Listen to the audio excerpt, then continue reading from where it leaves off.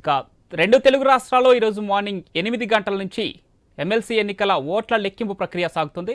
ఈ నేపథ్యంలో ఏపీలో విశాఖ, ఏలూరు, గుంటూరులలో అటు కౌంటింగ్ కేంద్రాలను అయితే ఏర్పాటు చేశారు. ప్రస్తుతం విశాఖలో పరిస్థితికి సంబంధించి మరిన్ని డీటెయిల్స్ మా ప్రతినిధి రాజు లైవ్ ద్వారా అందిస్తారు. రాజు, ఎన్నికల కౌంటింగ్ ఏ విధంగా సాగుతోంది, బందోబస్తుకు సంబంధించిన అంశాలేంటి, అదేవిధంగా ఫలితం ఏ టైంకి వచ్చే అవకాశం ఉంది, ఈ రోజు సాయంత్రానికే ఫలితం వచ్చే అవకాశం ఉంటే అటు విజయోత్సవ ర్యాలీకి పర్మిషన్ ఉందా, ఏంటి పూర్తి డీటెయిల్స్ ఏంటి రాజు? పవన్, ఏదైతే ఉత్తరాంధ్ర వ్యాప్తంగా ఉన్నటువంటి విజయనగరం, విశాఖపట్నం, శ్రీకాకుళం జిల్లాకు సంబంధించి ఉపాధ్యాయ ఎమ్మెల్సీ కౌంటింగ్ అయితే ఉదయం 8 గంటలకి ప్రారంభమైంది. ప్రశాంతంగా ప్రారంభమైన కౌంటింగ్ అయితే ప్రస్తుతంగా కొనసాగుతుంది. ఒకవైపు చూసుకుంటే భారీ భద్రత మధ్య ఎవరిని కూడా అనాథరైజ్డ్ పర్సన్స్ ఎవరిని రాకుండా కూడా ముందుగా కట్టుదిట్టమైనటువంటి ఏర్పాట్లు చేయడం జరిగింది. దగ్గరుండి ఎవరైతే ముందుగా ఎన్నికల కౌంటింగ్ విధులకు హాజరవుతారో వాళ్ళకైతే ఐడి కార్డులు ఇవ్వడం జరిగింది. అదేవిధంగా ఇక్కడికి వచ్చినటువంటి ఏజెంట్లకు కూడా ముందుగానే అన్ని ఏర్పాట్లు చేసి వాళ్ళు కూడా ఐడెంటిటీ కార్డులు ఇవ్వడం జరిగింది. ఆ ఐడెంటిటీ కార్డుల ప్రకారమే క్షుణ్ణంగా పరిశీలించి లోపలికి పంపించడం జరిగింది. ఈ నేపథ్యంలో ప్రస్తుతం ఉదయం 8 గంటలకైతే ప్రారంభమైనటువంటి ఈ కౌంటింగ్ ప్రక్రియ ప్రశాంతంగా కొనసాగుతుంది. ఇప్పటి వరకు కూడా ఏవైతే బ్యాలెట్ బాక్స్ లో ఉన్నటువంటి ఓట్లన్నింటినీ కూడా బయటకు తీసి 20 టేబుల్ ఏర్పాటు చేసి ఒక్కొక్క 25 ఓట్లు చొప్పున కట్టలుగా కట్టి వాటిని కూడా సాగ్రిగేట్ చేయడం జరిగింది. విభజించిన తర్వాత వాటిని ముందుగా వ్యాలిడ్, ఇన్వాలిడ్ ఓట్లు అయితే లెక్కించడం జరుగుతుంది. ఈ నేపథ్యంలో మరి కాసేపట్లో అంటే దాదాపు 2 గంటల లోపే కౌంటింగ్ అయితే ఫలితాలు వచ్చే అవకాశాలు ఉన్నాయి. అంటే మొదటి ప్రాధాన్యత ఓటు ప్రకారం 50% ఓట్లు రావాలి. ఆ 50% మొదటి ప్రాధాన్యత వచ్చిన నేపథ్యంలో ఎన్నికలుగా ఫలితాలు కూడా ప్రకటించే అవకాశం ఉంది. ఎవరికి కూడా 50% రాని పరిస్థితుల్లో రెండో ప్రాధాన్యత ఓటు కోసం అయితే లెక్క ప్రారంభించాల్సి ఉంటుంది. దీంతో రాత్రి 8 లేదా 9 గంటలకి ఫలితాలు అయితే వచ్చే అవకాశాలు ఉన్నాయి. దీనికి తగ్గట్టుగా కూడా పూర్తి ఏర్పాట్లు అయితే అధికార యంత్రాంగం చేయడం జరిగింది. ప్రతి టేబుల్ కి కూడా ఒక అబ్జర్వర్, మైక్రో అబ్జర్వర్ తో పాటు కౌంటింగ్ ఆఫీసర్, అసిస్టెంట్ కౌంటింగ్ ఆఫీసర్లు కూడా ఏర్పాటు చేసి అయితే ఎలాంటి అవకతవకలు లేదా తప్పులు జరగకుండా కూడా ఆ సిబ్బంది కూడా ఎలాంటి గందరగోళానికి గురవ్వకుండా ప్రశాంతమైన వాతావరణంలో అయితే కౌంటింగ్ జరుగుతుంది అని చెప్పుకోవచ్చు. ముఖ్యంగా ఉత్తరాంధ్రలో ఉన్నటువంటి 10 మంది అభ్యర్థుల్లో 3 మధ్య అయితే తీవ్రంగా పోటీ ఉందని చెప్పి జరుగుతున్న ప్రచారం ఏదైతే ఉందో దానికి సంబంధించి కూడా ఎలాంటి తప్పులు జరగకూడదు, ఆరోపణలు రాకూడదు అని చెప్పి ఎలక్షన్ కమిషన్ తీసుకున్నటువంటి కట్టుదిట్టమైన భద్రతా ఏర్పాట్ల నేపథ్యంలో రిటర్నింగ్ ఆఫీసర్ గా జిల్లా కలెక్టర్, అదేవిధంగా పోలీసుకు సంబంధించి కూడా పోలీస్ కమిషనర్ శంకర్ భరద్వాజీ దగ్గరుండి బందోబస్తులను కూడా ఏర్పాటు ప్రస్తుతం అయితే కౌంటింగ్ ప్రారంభమైంది. మరి దీనికి సంబంధించి కూడా ఫలితాలు కూడా మధ్యాహ్నం 2 గంటలకైతే వెలువడే అవకాశాలు ఉన్నాయి.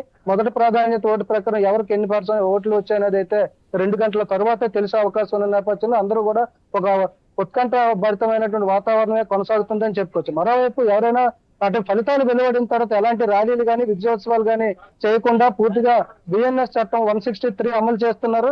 ఎక్కడ కూడా నలుగురు గుమిగూడు ఉండకూడదని చెప్పి, అదేవిధంగా ఎలాంటి వివాదాలకి తావు లేకుండా వాతావరణం ఉండాలని చెప్పి కూడా పోలీసులు అయితే చర్యలు చేపడుతున్న పరిస్థితి కనిపిస్తుంది. ఎక్కడైనా గందరగోళం జరిగే లేదా అల్లరి జరిగే అవకాశం ఉన్నట్టుగా కూడా ముందుగా గుర్తిస్తే ఆయా ప్రాంతాలకు అయితే అదనపు సిబ్బందిని కూడా పంపించి పూర్తిగా పరిస్థితిని అయితే పోలీసులు అదుపులో ఉంచే కార్యక్రమం ఇక్కడ జరుగుతుందని చెప్పుకోవచ్చు. మరొక కొన్ని గంటల్లో అయితే ఫలితాలు వెలువడడానికి అవకాశం ఉన్నట్టుగా తెలుస్తుంది. Pawan, right, thanks for the updates రాజు.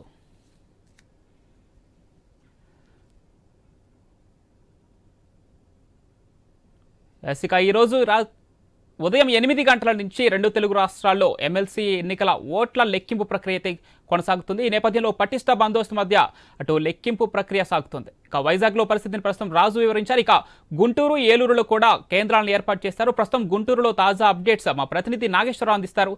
నాగేశ్వరరావు, ఎన్నికల ప్రక్రియ కౌంటింగ్ ఏ విధంగా జరుగుతుంది, అదేవిధంగా ఫలితాలు ఏ టైంకి వచ్చే అవకాశం ఉంది, ఇప్పటికే విజయోత్సవ ర్యాలీలకైతే పర్మిషన్ లేదన్నట్లుగా పోలీసులు ఇప్పటికే సూచనలు చేశారు. ఈ నేపథ్యంలో అటు బందోబస్తు ఏ విధంగా ఉంది, పార్టీకి సంబంధించిన ఏజెంట్స్ని ఎంతవరకు లోపలికి ఎలో చేశారు, దీనికి సంబంధించిన పూర్తి డీటెయిల్స్ ఏంటి Nageswararao?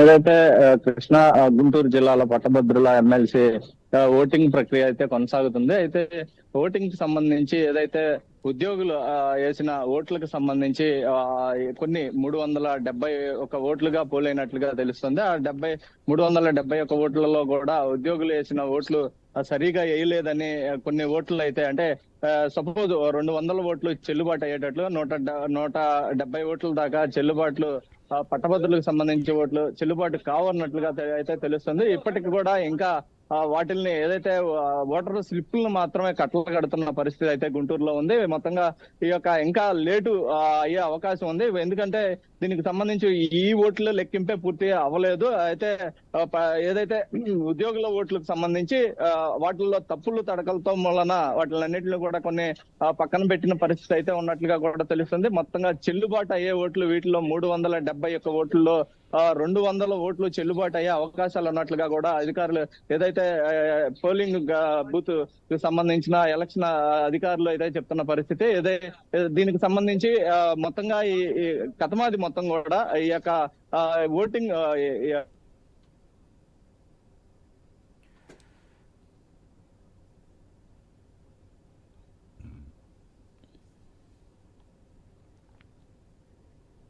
Right. Thank you Nageswararao.